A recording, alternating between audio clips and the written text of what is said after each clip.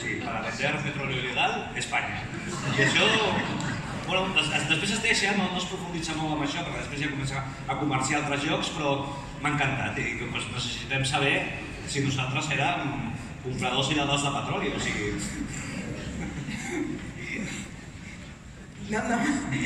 Non, pas acheteur compulsif, mais c'était le moment historique.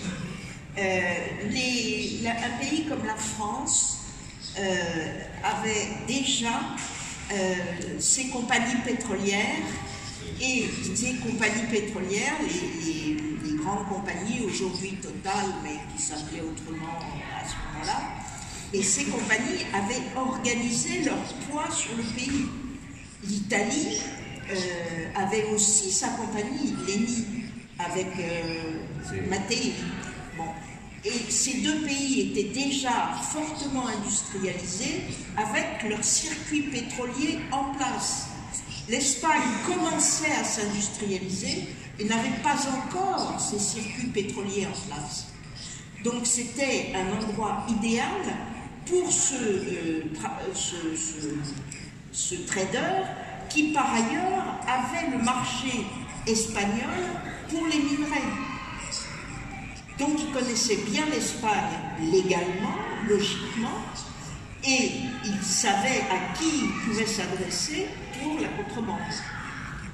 Et l'Espagne demandait du pétrole, il y avait une soif de pétrole. Ce trading peut s'installer parce qu'il y a à la fois une explosion de la demande avec l'industrialisation de nouveaux pays et l'explosion de la production aux mains des pays, c'est le grand basculement de 73, aux mains des pays producteurs et non plus aux mains des compagnies productrices. Donc voilà, l'Espagne, c'est pas du tout, c'est historiquement déterminé.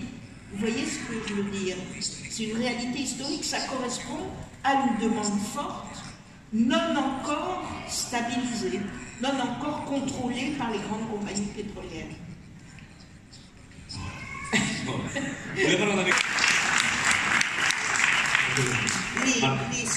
Les hommes politiques français adorent écrire des romans policiers.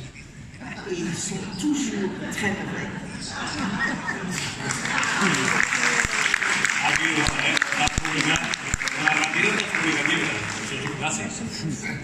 Respecte al teu personatge, Dominic, ara tires cap enrere i ens mostres el seu primer cas, per així dir-ho, la seva joventut, quan té 27 anys, i a part que volia que ens parlessis una mica d'ell, de com el veus tot el personatge, també volia preguntar-te, he llegit algun lloc que t'agrada més fer personatges masculins que femenins, que m'ha semblat com interessant, perquè m'has dit que tu has estat feminista tota la vida, però que te sentes més còmode amb els homes. I també volia preguntar-te, en aquest cas, també si el fet que el protagonista sigui homosexual, el motiu, diguem, d'aquesta homosexualitat d'aquest personatge, si he llegit per algun lloc que t'agrada molt l'amistat masculina, el concepte d'amistat masculina, i que anaves per aquí una mica, però no estic segur. Volia preguntar-te al teu personatge si es podies fer 5 cèntims. Oui, là vous allez me faire mal voir par toutes les féministes. C'est pas grave. Estem aquí en privat, no pateixis. Oui, alors le personnage est homosexuel. C'est bon, je vais répondre aux deux questions qui sont un peu différentes. Le personnage de Daquin est homosexuel parce que la première fois qu'il est apparu, c'est dans le roman qui s'appelle Sombre Sentier, qui est mon premier roman, dans lequel j'ai travaillé à partir de mon expérience de syndicaliste. Et en tant que syndicaliste, j'avais animé, accompagné une grève de travailleurs clandestins dans la confection parisienne, quartier du Sentier, dans la confection parisienne, en 1980, qui s'était terminée par la régularisation des travailleurs. Et cette grève, qui a duré 6 mois, cette bataille qui a duré 6 mois, a été pour moi ma plus fantastique expérience de syndicaliste. Donc quand j'ai commencé à écrire, j'ai voulu écrire à partir de ce roman, à partir de cette expérience, pardon. Or, le Sentier, c'était une atmosphère très particulière. Dans les ateliers du Sentier, en 1980, il n'y avait que des hommes, pas une femme. En 6 mois de temps, je n'ai pas croisé une femme, que des hommes. Et moi, j'étais là en tant que le syndicat. Donc, je n'étais pas du tout perçue comme une femme. J'étais une institution. J'étais une institution d'autant plus importante que la carte syndicale était le seul papier légal que les ouvriers avaient. Quand ils passaient un barrage de police, ils montraient leur carte syndicale et on les laissait passer. Donc, j'ai pu vivre pendant 6 mois dans cette atmosphère totalement masculine, ce qui est une expérience unique pour une femme. Si vous mettez une femme dans un vestiaire de rugby ou de foot, l'atmosphère change immédiatement. Tandis que là, l'atmosphère ne changeait pas. Donc j'ai vraiment vécu quelque chose de très exceptionnel que j'ai essayé de rendre dans mon roman par tous les moyens possibles. Et cette atmosphère était une atmosphère très virile, mais très chaleureuse, très tactile. Les hommes se touchaient entre eux, une amitié virile. Bon, voilà, j'ai essayé, il fallait que j'arrive, le personnage du roman, c'était le Sentier. C'était ça qu'il fallait essayer de rendre. Et je l'ai fait en construisant ce personnage de Daquin, avec cette... bon, j'en ai fait un bisexuel, mais surtout homo, mais avec ce rapport au corps des hommes, cette violence, parce que c'était un quartier très violent. C'est la seule fois de ma vie où j'ai été menacée avec un pistolet par un patron d'atelier. On n'a jamais su si le pistolet était chargé. Mais bon, les coups de couteau étaient très très fréquents. C'était violent. Les rapports entre les hommes étaient violents, mais extrêmement chaleureux. Je ne sais pas si vous voyez bon. Il fallait arriver à rendre tout ça, et j'ai construit le personnage de Daquin complètement à partir de mon expérience du Sentier. Et puis je pensais ne plus jamais l'utiliser, et en fait on m'a demandé de le faire. Et pour Marseille, pour Or-Noir, j'avais pas du tout, au début je pensais absolument pas à l'utiliser, mais je n'arrivais pas à me mettre, à avoir le regard des policiers marseillais, qui sont très spéciaux. C'est pas la notion de justice, pas fréquente.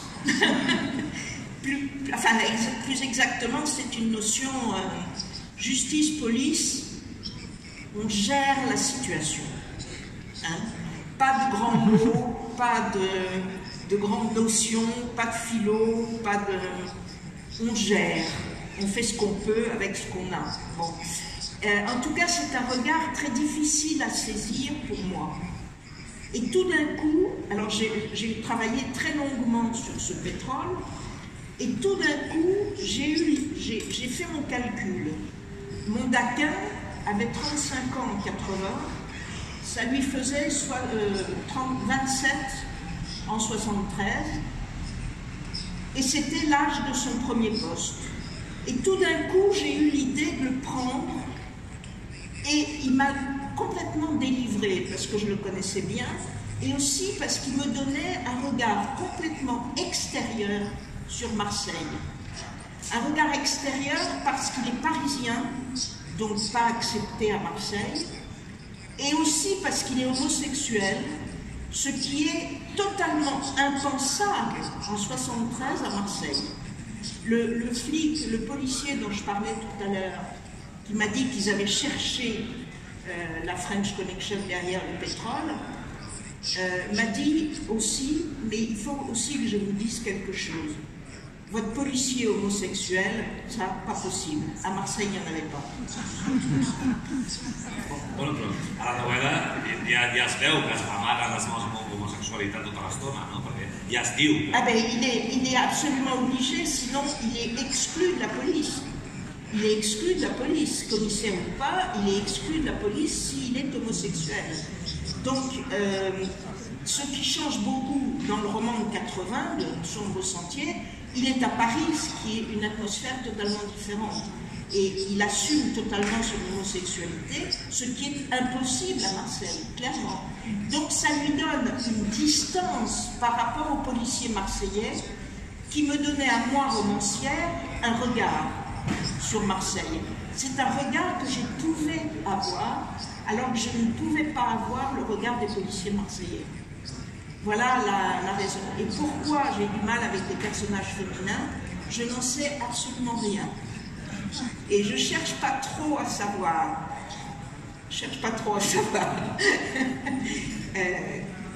Ça s'est un peu arrangé.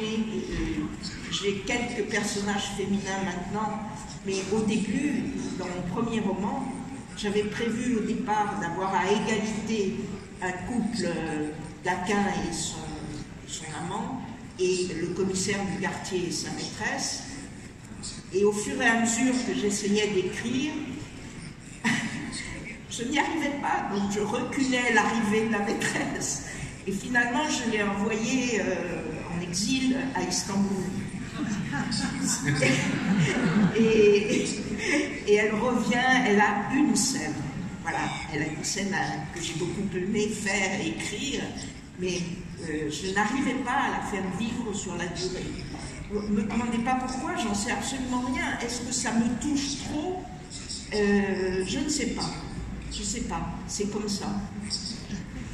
Jo volia preguntar-vos als dos crítica de la novel·la, en el cas de Dominic està molt clar, diguem, però que ens expliqui què fa una sindicalista fent de cop novel·la policíaca o novel·la negra, com es produeix aquest salt. I en tot cas, bueno, tu ets potser el cicle anterior que donava la impressió que era més polític, perquè sí que es tocaven més temes, o almenys és una sensació meva, d'aquestes no ficcions en què es parlava de l'Espanya, de com havia evolucionat Espanya, la transició, tot això, i ara passes a la novel·la negra. I volia preguntar-te, aquest salt, diguem, per què novel·la negra i no novel·la històrica o no novel·la de la ciència-ficció? O sigui, què feu els dos fent novel·la negra?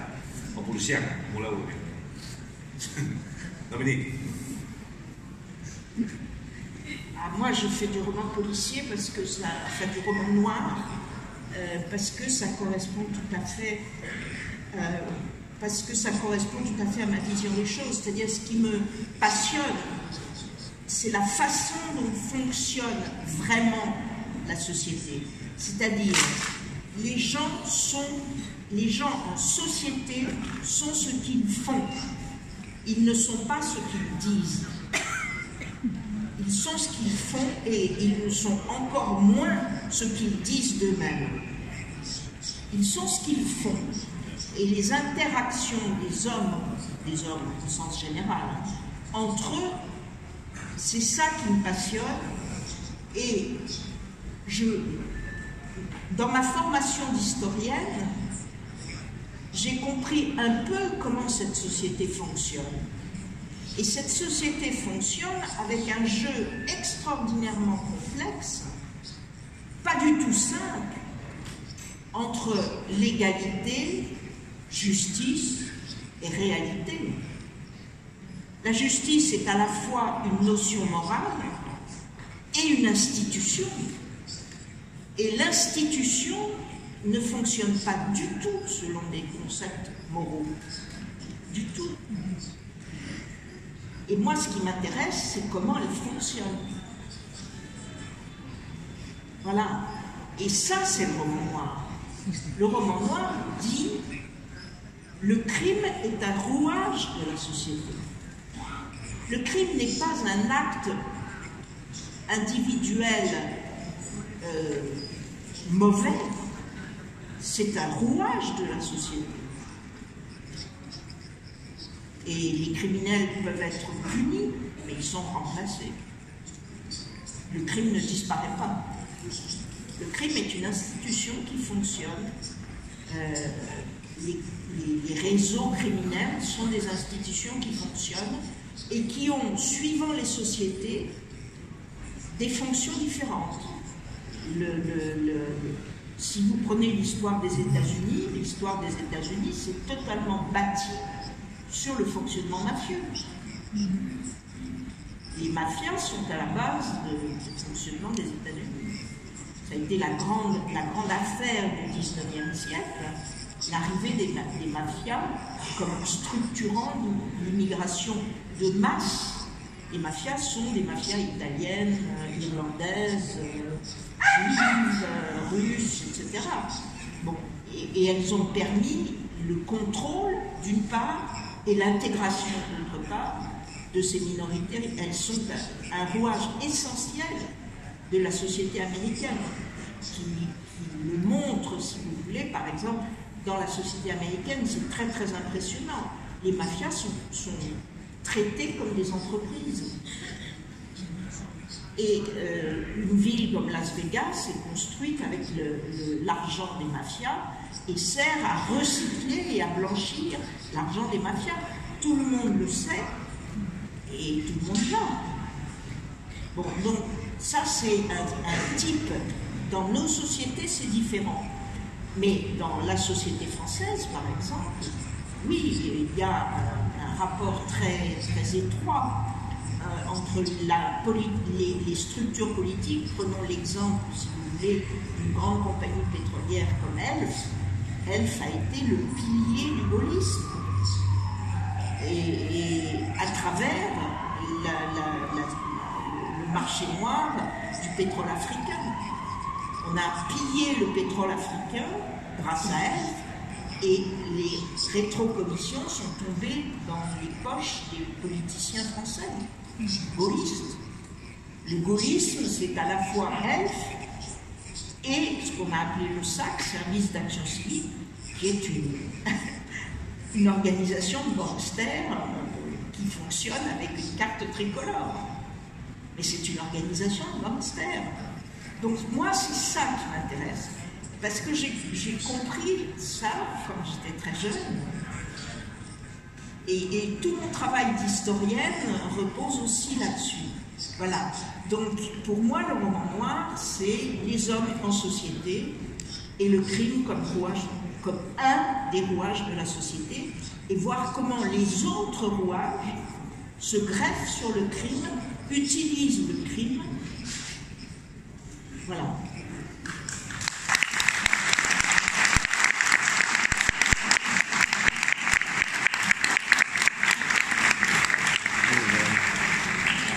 Sí, Javier, has comentat... És que això també algun amic... Temps ens ha tirat a sobre, però jo li vull fer una última pregunta a la Dominique. Javier Cercas és un gran escriptor, però és un novato en el món de la novel·la policíaca i li volia demanar si li podia donar algun consell. Hòstia! O dir-li on s'ha ficat. O per fer una sèrie, perquè... Soc molt bo. Donant consells soc pèssim, però rebent-lo soc molt bo. A més, tinc entès que això, aquest personatge continuarà o no se sap, això no se sap? Sí, doncs és una sèrie, o sigui, tu que tens sèries... No, no és una sèrie. Ah, no és una sèrie. No, són 4. Són 4, va. 4 llibres. Bueno, seran 4 llibres, però algun consell per a un novato del gènere negre i a part que vol fer un personatge que sigui diversos cops? No. No? No? S'il vous plaît.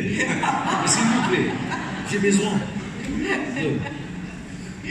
Non, c'est tellement... Non. Non.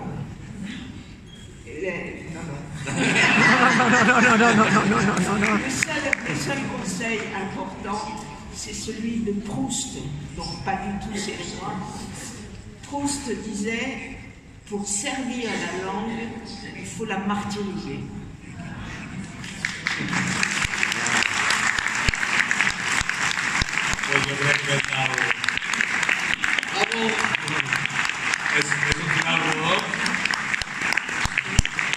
És un final rodó, així que també ha sigut un plaer tancar, diguem, la setmana de la Oreja Negra amb dos escriptors com ells i agrair a tothom la seva presència.